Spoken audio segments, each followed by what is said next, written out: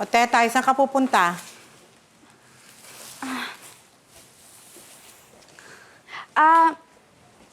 Madam, papapirma lang po sana ako.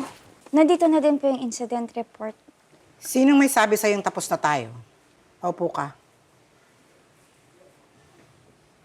Bagal! Ito na.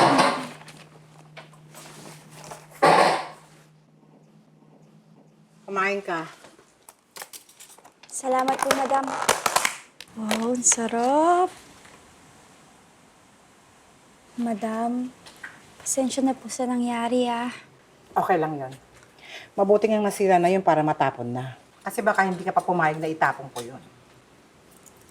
Pero, matanong ko lang po, madam. Bakit po ba gustong-gusto niyo na ipatapon yun? Eh, di ba po ang sabi niyo po sa akin, regalo niyo yun sa anak niyo?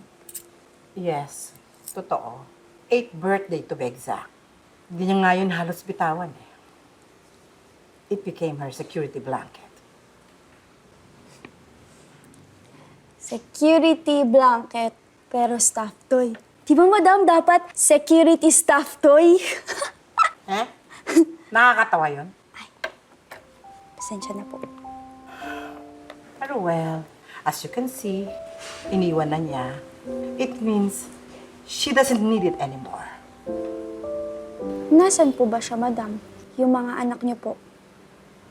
Amerika. Eh, kayo po, madam. Saan po kayo? Dito, kasama mo. Oh, kausap mo pa nga ako, di ba? Iniwan ako mag-isa. Siguro hindi na ako kailangan.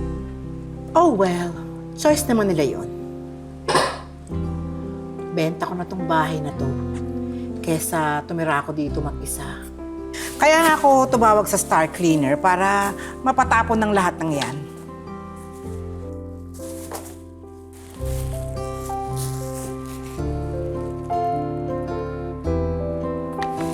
Tapon din to, ha? Tapon lahat. Lahat tapon. Tapon.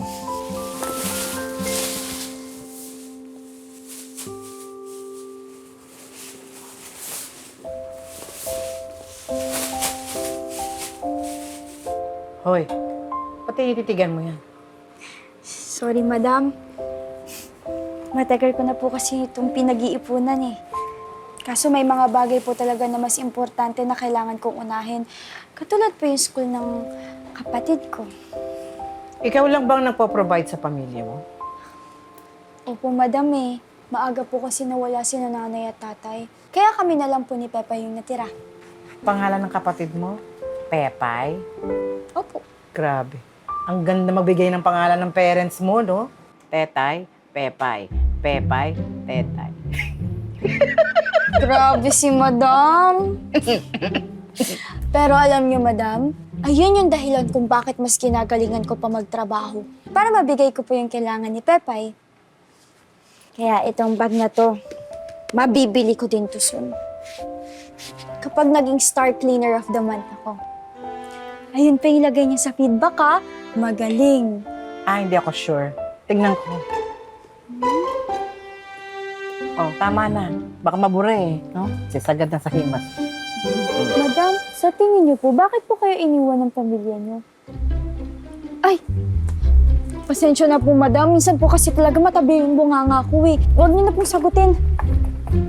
Gusto mo bang sagutin ko yan o hindi? Siyempre, madam, gusto po. Makikinig ako, madam. Honestly, hindi ko alam. Baka sa ugali ko. Pero ma'am, mabait naman po kayo. Tsaka di ba po ang sabi niyo sa akin, maalaga po kayo. Well, matagal na kaming hindi okay ng asawa ko. In fact, sa kabilang kwarto na siya natutulog. I always overhear my children saying, nagger daw ako.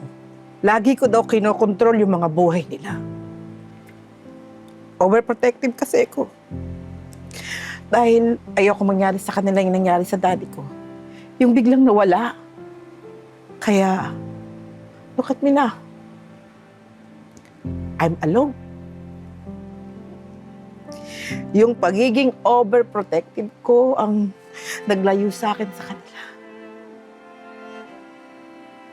Pero madam, enough reason po yun para iwanan nila kayo.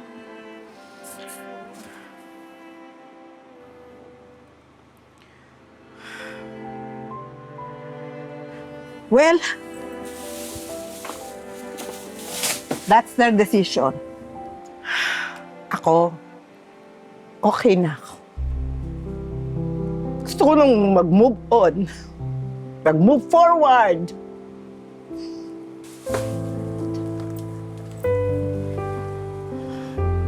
Ikaw ngayon lang tayo nagkakilala. Ang dami-dami ko nang nakwento sa'yo.